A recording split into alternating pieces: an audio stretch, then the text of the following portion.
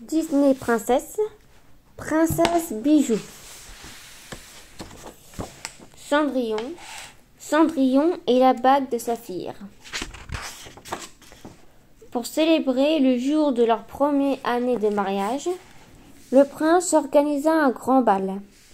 Le matin, il offrit à Cendrillon une bague en or avec un énorme et brillant saphir bleu en signe de son amour éternel. Mais, hélas, la bague était légèrement trop grande et Cendrillon la perdit. « Oh non, ma bague!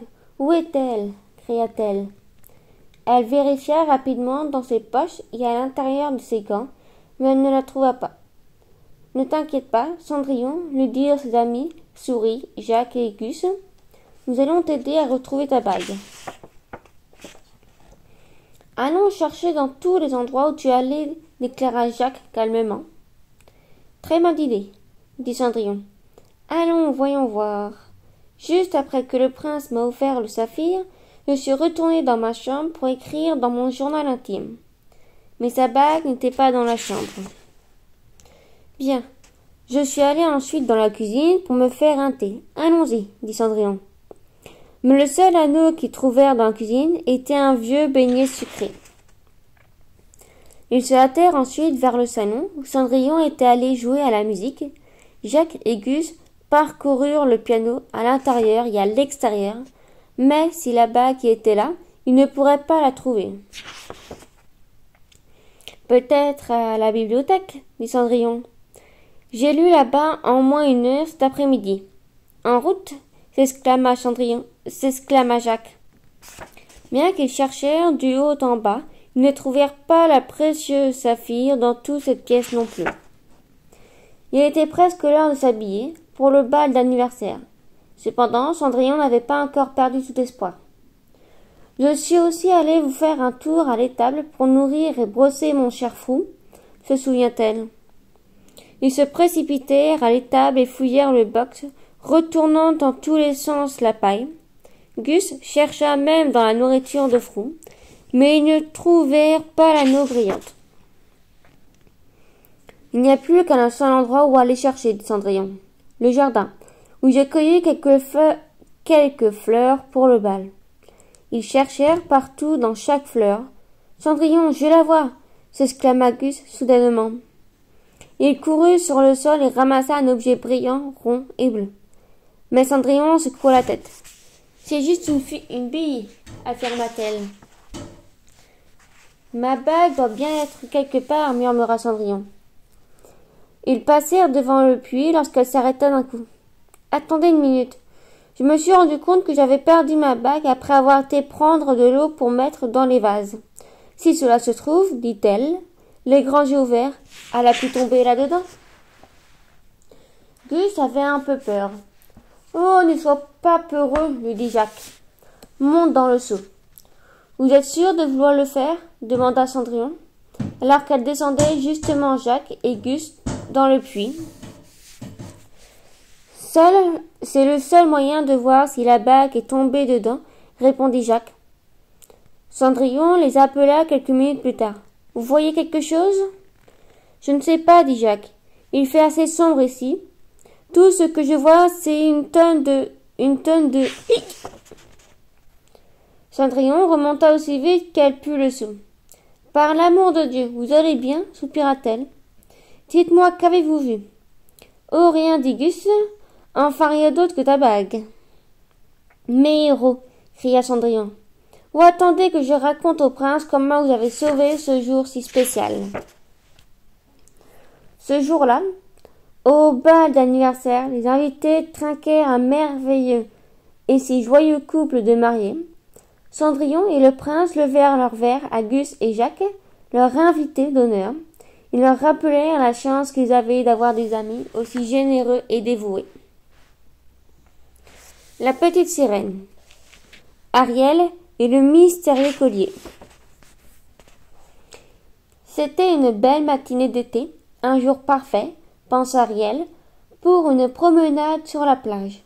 Toute joyeuse, elle partit et s'éloigna le long de la mer. Ariel allait faire demi-tour quand son pied buta contre un objet dur enfui dans le sable. Aïe, mes orteils! Elle baissa les yeux et découvrit avec surprise un objet brillant.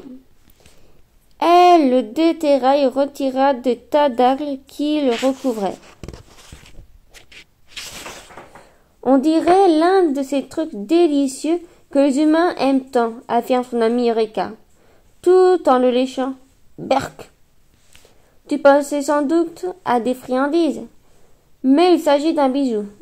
Une aigue marine, répondit Ariel en riant. Ariel n'avait jamais rien vu de tel auparavant. Compte tenu qu'elle était couverte d'algues et sur la plage, la précieuse pierre devait sûrement provenir de la mer. Eureka, va trouver Sébastien, dis-lui d'appeler mon père, lança-t-elle à son ami. L'instant d'après, le père d'Ariel, le roi Triton, sortit de l'eau.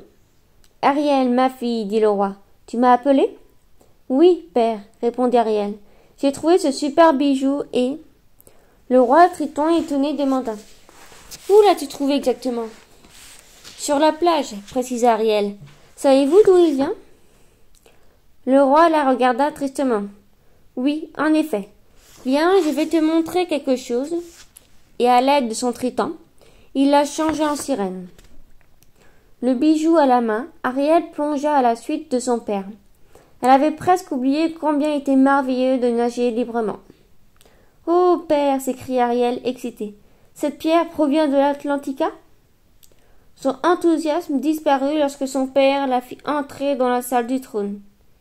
Il y a des milliers d'années, un raz-de-marée a emporté le trésor de l'Atlantica, expliqua tristement le roi. Et malgré nos recherches, j'ai bien peur que ce bijou soit le seul que l'on retrouvera. Ne vous inquiétez pas, père, dit Ariel. Je vais vous aider à retrouver les autres pierres précieuses. Ariel décida d'explorer en premier l'épave d'un bateau. Elle rassembla près d'une douzaine de pierres disparues. Puis, avec l'aide de Polochon et de ses anciens amis, Ariel découvrit beaucoup d'autres pierres dans les récifs de corail, mélangées aux couleurs chatoyantes ou tombées dans de profondes crevasses. Elles étaient restées cachées pendant toutes ces années.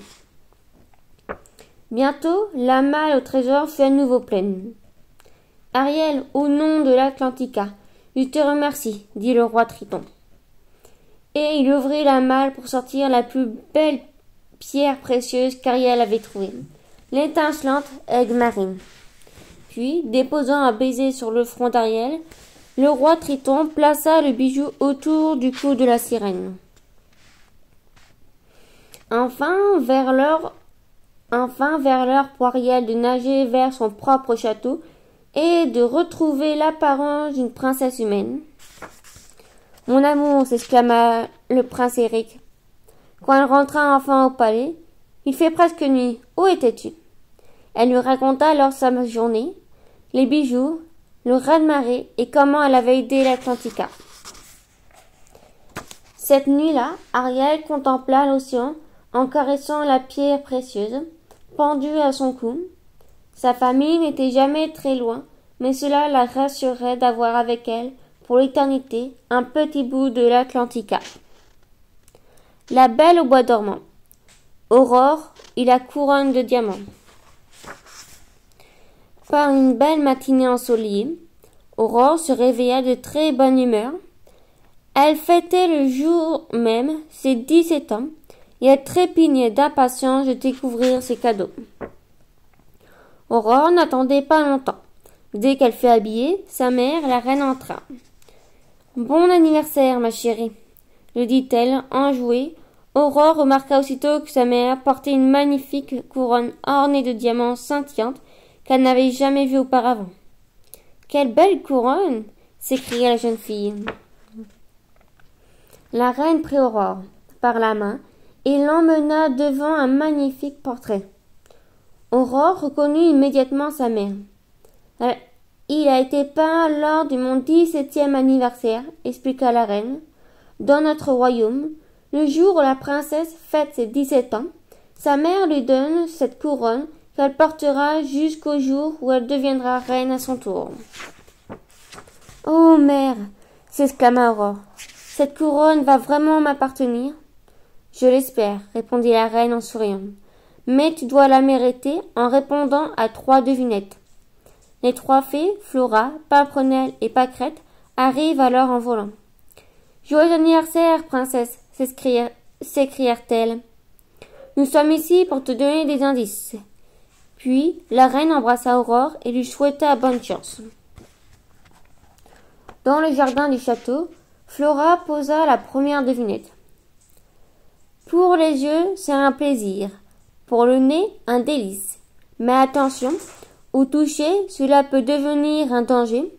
Si très peu ont l'idée d'y goûter, sa douceur n'est plus à démontrer. La réponse est... Moi je sais, dit Pimprenelle. Évidemment, mais c'est Aurore de deviner, gronda Pâquerette. Connais-tu les réponses, ma chérie demanda Flora. Pour les yeux, c'est un plaisir, dit Aurore. Donc c'est joli. Pour le nez, un délice. Donc ça sent bon. Au toucher, un danger. Donc ça blesse. Comme une épine. Sur une rose. C'est cela, n'est-ce pas? Et elle se précipita pour cueillir la plus grosse et la plus parfumée des roses. Excellent! S'exclama Pâquerette. Et maintenant, voici la deuxième devinette. Certains en plantent, certains en volent, d'autres encore soufflent dessus. Certains en font plusieurs fois par jour. Les gens timides peuvent se mettre à rougir en recevant un sur la main ou sur la joue. As-tu deviné? C'est un... Aurore réfléchit. Si certains en plantent, cela pourrait être une autre fleur. Un pissenlit peut-être. On peut souffler dessus, mais que peut-on bien recevoir sur la main ou sur la joue? Je sais, c'est un baiser, s'écria subitement Aurore. Et elle planta un baiser sur la joue de chacune des fées qui se mirent à rire. Maintenant à mon tour, s'exclama Pimprenelle. Qu'est-ce qui grandit avec le temps? Qu'est-ce que tu donnes et qui t'est rendu à bien plus fort? Certains disent qu'il est aveugle, d'autres le disent grand, ou disent tout simplement « Je ressens cela pour toi ». Pimprenelle pouffa. Quelle sotte! J'ai failli donner la réponse. Voyons, dit Aurore. Cela pourrait être un arbre qui grandit avec le temps. Je suppose que les arbres sont aveugles. Mais les chauves-souris le sont aussi. Aurore réfléchissait. Lorsque le prince Philippe apparut, « Joyeux anniversaire, mon amour !» lança-t-il avec un grand sourire. À cet instant, Aurore trouva la réponse à cette dernière devinette. Heureuse, Aurore courut vers le château et monta jusqu'à l'atelier de couture de sa mère. « J'ai répondu aux devinettes, annonça-t-elle, et détacha la rose de ses cheveux, la tendit à sa mère, puis déposa un baiser sur la joue. « Parfait, déclara la reine. Quelle est la réponse à la troisième devinette? C'est l'amour, évidemment, répondit-elle en regardant le prince entrer. Aussitôt, la reine plaça fièrement la couronne sur la tête d'Aurore. Certains racontent que les diamants se mirent à briller encore plus fort. L'après-midi même, le portrait d'Aurore fut peint comme pour toutes les autres princesses avant elle. Et cette nuit-là, un grand bal eut lieu au château pour fêter l'anniversaire d'Aurore. Bon anniversaire, Aurore, chérie, lui souhaita chaleureusement sa mère. Et puisses-tu en célébrer encore bien d'autres. Aladdin, Jasmine et l'étoile de Perse. La princesse Jasmine et Aladdin aimaient contempler le ciel étincelant chaque nuit. Aladdin lui racontait une nouvelle histoire merveilleuse sur les étoiles. Un soir, il lui désigna une violette. Celle-là, dit-il, c'est l'étoile de Perse. Elle tient son nom d'un célèbre bijou. Un bijou, s'extasia Jasmine, les yeux grands ouverts de curiosité. Selon la légende, commença Aladdin, l'étoile de Perse appartenait à une grande et belle reine. Elle était intelligente, bonne et sage. Tous ses sujets l'aimaient tendrement. Aussi, quand elle mourut, ils cachèrent son précieux bijou en haut d'une tour, proclamant que plus aucune reine n'en serait digne. Et si on essayait de le retrouver, s'exclama Jasmine, les yeux brillants d'excitation. Dès le lendemain matin, Jasmine, Aladdin et leur singe Abou s'envolèrent sur le tapis volant. Ils arrivèrent peu après au-dessus d'un minuscule royaume. Une énorme et imposante tour s'élevait de la place centrale. « Regarde » cria Jasmine. « Est-ce la tour où le bijou de la reine est caché ?»« Descendons, » dit Aladdin, « et allons voir si nous trouvons une entrée. » D'épais barreaux de fer protégeaient les fenêtres et une épaisse chaîne cadenassait la porte. À leur arrivée, le garde à l'entrée de la tour se réveilla. « Que voulez-vous » grogna-t-il. « Nous avons entendu parler de l'étoile de Perse, » expliqua Jasmine, souriante. « Nous voudrions voir le bijou. »« C'est impossible, » répliqua le gardien mécontent. « Personne ne peut voir le bijou, sauf une reine aussi digne et aimante que l'était la nôtre. » « La princesse Jasmine n'est pas encore reine, mais elle le deviendra un jour, » dit Aladdin. « Peut-être, » rétorqua le garde, « mais notre reine était également très intelligente. »« Je suis intelligente, » déclara Jasmine. Pour la mettre à l'épreuve, le garde lui posa un problème mathématique très compliqué. Jasmine trouva la réponse facilement. « Tu es intelligente, c'est vrai, » reconnut le gardien, « mais notre reine était aussi pleine de sagesse. »« Je le suis, » lui assura Jasmine. « Sauras-tu alors résoudre le conflit entre ces hommes ?» demanda-t-il en indiquant du regard la place. Jasmine se dirigea vers les deux hommes, leur dit quelques mots et apaisa aussitôt leur colère, et se serrèrent chaleureusement la main. « Tu as bien agi, » admit le gardien, « mais ce n'est pas suffisant, notre reine était aussi très bonne. » Et à ces mots il se mit à pleurer. « Oh » dit Jasmine, en posant sa main sur son épaule. « Elle vous manque à ce point ?» Elle se tourna alors vers Aladdin. « Je vais aller lui chercher un peu d'eau, dit-elle. Il doit avoir soif à force de rester debout au soleil. Nous rentrerons au palais ensuite. » En arrivant devant la fontaine, Jasmine fut surprise de voir que l'eau ne coulait pas. Mais dès qu'elle posa le jarre au centre, une eau claire et fraîche jaillit de la gargouille. Une fois la jarre remplie, elle retourna la porter au gardien. Une foule s'était assemblée sur la place, et tout le regard était fixé sur elle. « Que se passe-t-il » demanda-t-elle. « Ai-je fait quelque chose de mal ?»« Non, reine. Non, notre reine était la seule à pouvoir faire jaillir de l'eau de la fontaine, » s'exclama le gardien. « Pourquoi donc » demanda Jasmine surprise. « La fontaine magique n'obéit qu'à une reine intelligente, sage et bonne, » poursuivit le gardien.